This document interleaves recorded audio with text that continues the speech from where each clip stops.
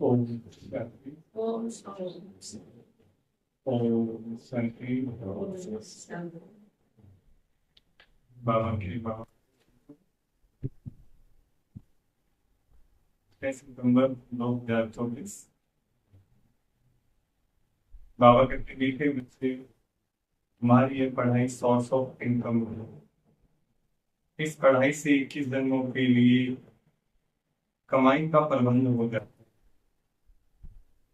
Person मुक्ति धाम में जाना कमाई है या बरकत है? उत्तर भक्तों के लिए यह भी कमाई है कि आधा कलम से शांति शांति मांगते हैं। बहुत मेहनत के बाद भी शांति नहीं मिली। अब बाप द्वारा शांति मिलती है अर्थात मुक्ति धाम में जाती है। तो यह भी आधा कलम की मेहनत का फल हुआ, इसलिए इसे भी कमाई कहीं घाटा नहीं। तुम बच्चे तो जीवन मुक्ति में जाने का विचार कर। हमारी बुद्धि में अभी सारे वर्ल्ड की हिस्ट्री ज्योग्राफी नाच रही है। ओम शांति। मीठे मीठे तुम्हारे बच्चों को तुम्हारे बाप ने यह तो समझाया है कि रूह ही सब कुछ समझती है। इस समय तुम बच्चों को तुम्हारी दुनिया में बावली करते हैं। उनको कहा जाता है रूहानी देवी दुनिया। इसको कहा जाता है जिस्मानी दुनिया। मनुष्यों की दुनिया बच्चे समझते हैं देवी दुनिया थी। वह देवी मनुष्यों की पवित्र दुनिया थी। अभी मनुष्य अपवित्र है, इसलिए उन देवताओं का गायन पूजन करते हैं। यह स्मृति है कि बरोबर पहले झाड़ में एक ही धर्म होगा। विराट रूप में झाड़ पर भी समझाना है। इस झाड़ का बीज ऊपर में है। झाड़ का बीज है बाप। फिर जैसा बीज वैसा फल अर्थात पत्ते निकलते हैं। यह भी बंधन है ना। कितनी छोटी चीज कितना कितना का रूप बदलता जाता है। इस मनुष्य सृष्टि रूपी झाड़ को कोई नहीं जानता। इसको कहा जाता है कलम वृक्ष। इसका बस गीता में ही वर्णन है। सब जानते हैं गीता ही नंबर 1 धर्म का शास्त्र है। शास्त्र भी नंबरवार तो होते हैं ना। कैसे नंबरवार धर्मों की स्थापना होती है, यह भी सिर्फ तुम नहीं समझते और कोई में भी यह ज्ञान होता नहीं। तुम्हारी बुद्धि में है पहले पहले किस धर्म का झाड़ होता है, फिर उनमें और धर्म की वृद्धि कैसे होती है। इसको कहा जाता है विराट नागर। बच्चों की बुद्धि में सारा झाड़ है। झाड़ की उत्पत्ति कैसे होती मुख्य बात है। यह देवी देवताओं का झाड़ अभी नहीं है और सब तालियां खड़ी है। माना आज सनातन देवी देवता धर्म लुप्त हो गया और धर्म दिखाई दे। बाकी आदि सनातन देवी देवता धर्म का फाउंडेशन है नहीं। यह भी गाय यह आज एक आदि सनातन देवी देवता धर्म की स्थापना करते हैं। बाकी और सब धर्मों का विनाश हो जाता है। अभी तुम जानते हो कितना छोटा सा देवी झाड़ होगा, फिर और सब कितने धर्म होंगे ही नहीं। झाड़ पहले छोटा होता है फिर बड़ा होता जाता है। बढ़ते बढ़ते अभी कितना बड़ा हो गया। अभी इनकी आयु पूरी होती। इनसे बने ट्री का मिसाल बहुत अच्छा समझा। यह भी गीता का ज्ञान है जो बाप तुम्हें सम्मुख बैठ सुनाते हैं, जिससे तुम राजाओं का राजा बनते हो। फिर भक्ति मार्ग में यह गीता शास्त्र आदि बनेंगे। यह अनादि ड्रामा बना हुआ है। फिर भी ऐसे ही होगा। फिर जो जो धर्म स्थापन होंगे उनका अपना शास्त्र होगा। सिख धर्म का अपना शास्त्र, क्रिश्चियन और बौद्धियों का अपना शास्त्र होगा। अभी तुम्हारी बुद्धि में सारे वर्ल्ड की हिस्ट्री ज्योग्राफी नाच रही थी। बुद्धि ज्ञान डांस कर रही है। तुम सारे झाड़ को जान गए हो। कैसे सभी धर्म आते हैं, कैसे वृद्धि को पाते हैं। फिर अपना एक धर्म स्थापन होता है। बाकी खल्लास हो जाते हैं, गाते हैं ना, ज्ञान सूर्य प्रगटा, अज्ञान अंधेर विनाश। शिव बाबा कौन है? ज्ञान का सूर्य, और वो अज्ञान के अंधेरे को मिटाते। अभी बिल्कुल अंधियारा है ना, कितने ढेर मनुष्य हैं, फिर यह कितने सब होंगे ही नहीं। सब कहाँ चले जाएंगे? और हाँ, मुक्ति राम। लक्ष्मी नारायण के राज्य में यह थे नहीं, फिर एक धर्म स्थापन होना ही। यह नॉलेज बाप ही आकर सुनाते हैं। तुम बच्चे कमाई के लिए कितनी नॉलेज आकर पढ़ते, बाप टीचर बनकर आते हैं तो आधा कलम तुम्हारी कमाई का प्रबंध हो जाता है, तुम बहुत धनवान बन जाते। तुम जानते हो अभी हम पढ़ रहे हैं, यह है अविनाशी ज्ञान रत्नों की पढ़ाई। भक्ति को अविनाशी ज्ञान रत्न नहीं कहेंगे। भक्ति में मनुष्य जो कुछ पढ़ते हैं उनसे गाता ही होता है, रत्न नहीं बनते। ज्ञान रत्नों का सागर एक बाप को भी कहा जाता है। आप देखो भक्ति में क्या कहते हैं, मैं मूर्ख खलकामी, मैं सेवक हूँ स्वामी से। अपने आप को खलकामी ही करते रहते, कामी से पवित्र बनने का पुरुषार्थ नहीं कर। इतनी नियम मर्यादाएं नहीं, बाबा आकर सीधा नियम मर्यादाओं पे कार्य कर कि तुम ही पहले कौन थे? देवी देवता थे, तुम पहले पावन थे और पतित बन गए। बाबा आकर के पुरुषार्थ मूल पे काम कर, यहाँ फालते बच्चे को ठीक करो, सब ठीक हो जाए। और हम क्या करते? खाली ऊपरी ऊपर, ये ठीक हो जाए, वैसा हो जाए, वैसा। बच्चे बिगड़ा कहाँ से, गड़बड़ कहाँ से, वहां ठीक करो।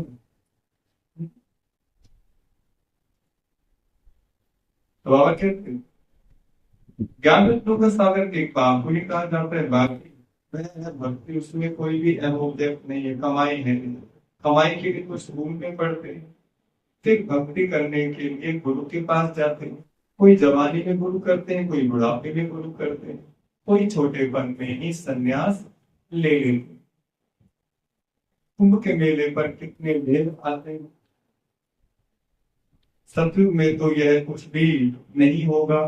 तुम बच्चों की स्मृति में सब बातें आ गई। रस्ता और रचना के आदि मध्य अंत को तुम जानते हो। उन्होंने तो कलम की आयु होगी बड़ी कर दी। ईश्वर सर्वव्यापी कह दिया है, ज्ञान का पता नहीं। बाप आकर अज्ञान नींद से सजाग कर दे। अभी तुमको ज्ञान की धारणा और दी जाए। बैटरी भरती जाती है, ज्ञान से है कमाई, भक्ति से है घाटा। टाइम पर जब घाटे का समय पूरा होता है तो फिर बाप कमाई कराने आते हैं। मुक्ति में जाना वह भी कमाई। शांति तो सब मांगते रहते हैं, शांति देवा कहने से बुद्धि बाप तरफ चली जाती है। कहते हैं विश्व में शांति हो, परंतु वह कैसे होगी ये किसको भी पता नहीं। ये शांति राम सुख राम अलग होते हैं, यह भी नहीं जानता। जो पहला नंबर है उनको भी कुछ पता नहीं था, अभी तुमको सारी नॉलेज है। तुम जानते हो हम इस कर्म क्षेत्र पर कर्म का पाठ बजाने आए। कहाँ से आए हो? ब्रह्मलोक निराकारी दुनिया से आए। इस साकारी दुनिया में पाठ बजाने। हम आत्मा दूसरी तरफ जगह की रहने वाली हूँ। यहाँ यह 5 तत्वों का शरीर रहता है, शरीर है तब हम बोल सकते हैं हम चैतन्य पाठधारी हैं। अभी तुम ऐसे नहीं कहेंगे कि इस ड्रामा के आदि मध्य अंत को हम नहीं जानते, आगे नहीं जानते। अपने बाप को, अपने घर को, अपने रूप को यथाकृति नहीं जानते हो, अभी जानते। आत्मा कैसे पाठ बजाती रहती है, स्मृति आई है, पहली स्मृति नहीं। तुम जानते हो सच्चा बाप ही सच सुनाते हैं, जिससे हम सचखंड के मालिक बन जाते। सच के ऊपर भी सुखमणि में सच कहा जाता है। सच के ऊपर भी सुखमणि में है सच कहा जाता है। सचखंड को देवताएं सब सच बोलने वाले होते, सच सिखलाने वाला है बाप। उनकी महिमा देखो कितनी है, गाई हुई महिमा तुमको काम में आती। शिव बाबा की महिमा करते हैं, वही झाड़ के आदि मध्य को जानते हैं। सच बाप सुनाते तो तुम बच्चे सच्चे बन जाते। सचखंड भी बन जाता है। 12 सचखंड का नंबर 1 पूछते हो। तीर्थ भी यह है क्योंकि सर्व की सदगति करने वाला भाव बात में ही आया। एक धर्म की स्थापना होती है, बाकी सबका विनाश हो जाता है। बाप ने समझाया है, सूक्ष्म वतन में कुछ है नहीं, यह सब साक्षात्कार होते हैं। भक्ति मार्ग में भी साक्षात्कार होता है। साक्षात्कार नहीं होता तो इतने मंदिर आदि कैसे बनते? पूजा क्यों होती? साक्षात्कार करते हैं, सीख करते हैं। यह चैतन्य थे, बाप समझाते हैं। भक्ति मार्ग में जो कुछ मंदिर आदि बनते हैं, जो तुमने सुना देखा है, वह सब रिपीट होगा। चक्कर फिरता ही रहता है। ज्ञान और भक्ति का खेल बना हुआ है। हमेशा कहते हैं ज्ञान भक्ति वैराग्य, पर डिटेल कुछ भी नहीं जान, डिटेल कुछ नहीं मालूम। बाप ऐड समझाते हैं ज्ञान है दिन, भक्ति है रात, वैराग्य है रात, फिर दिन होता है भक्ति में है तो इसलिए उसका वैराग्य सुख का तो वैराग्य नहीं कहीं। संन्यास आदि भी दुख के कारण ये समझते पवित्रता में सुख है, इसलिए स्त्री को त्याग चले जाते हैं।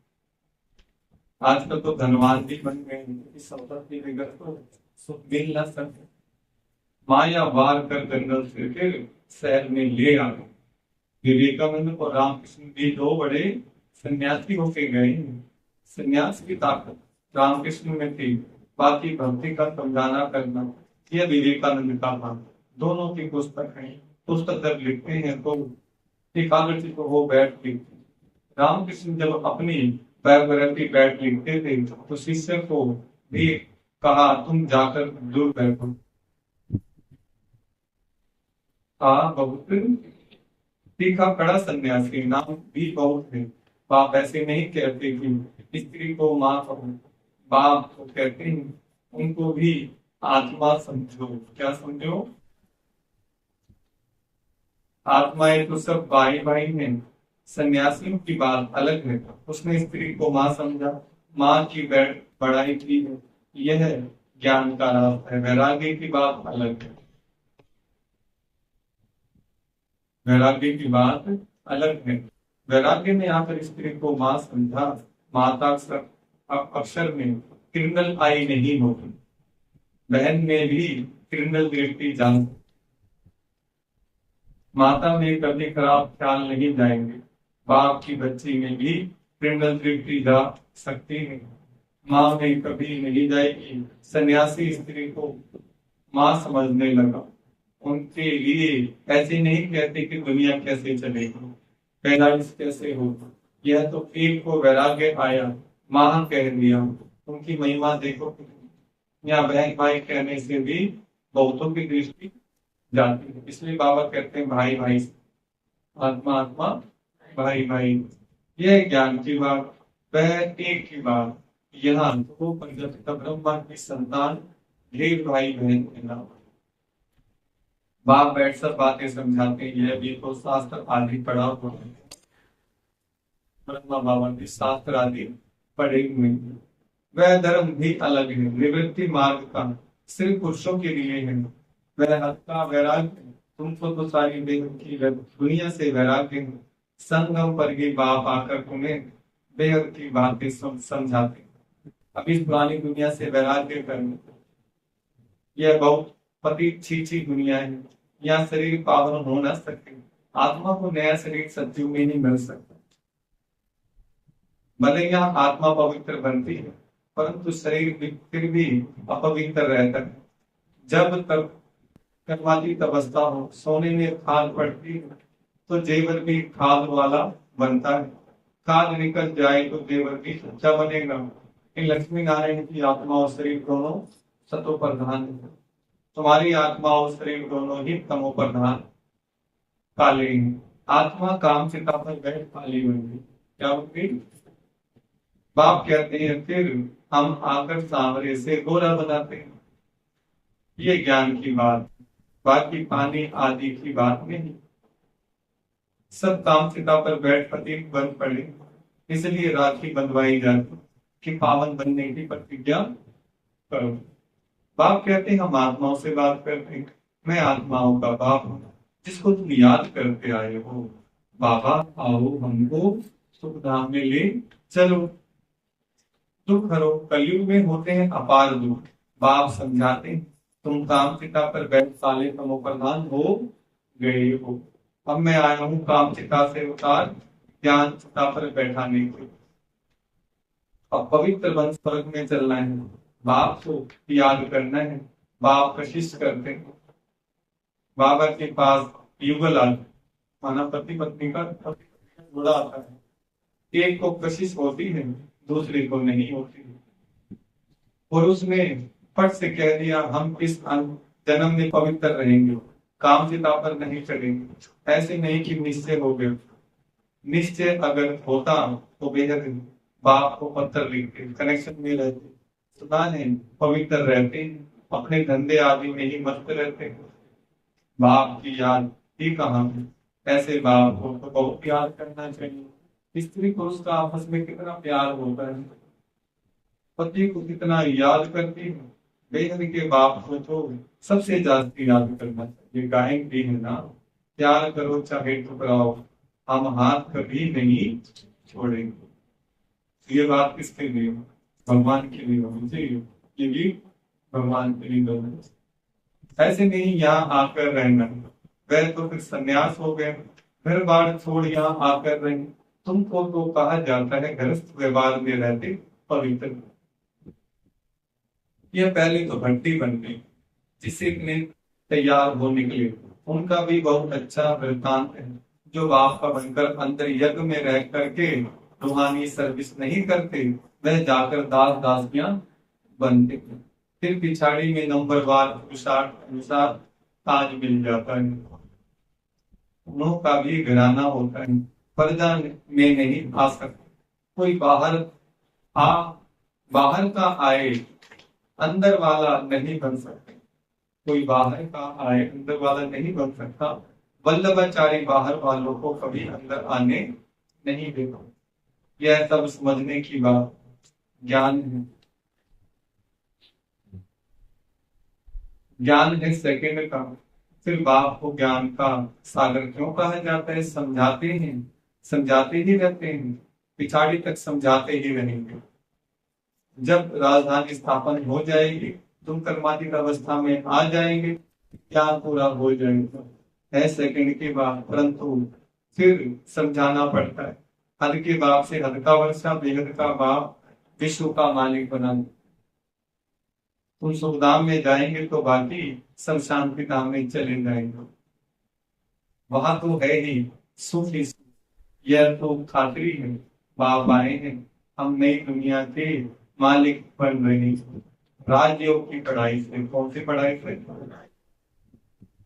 अच्छा, मीठे मीठे सिखलते बच्चों प्रति माता पिता बाप दादा का याद प्यार और गुड मॉर्निंग।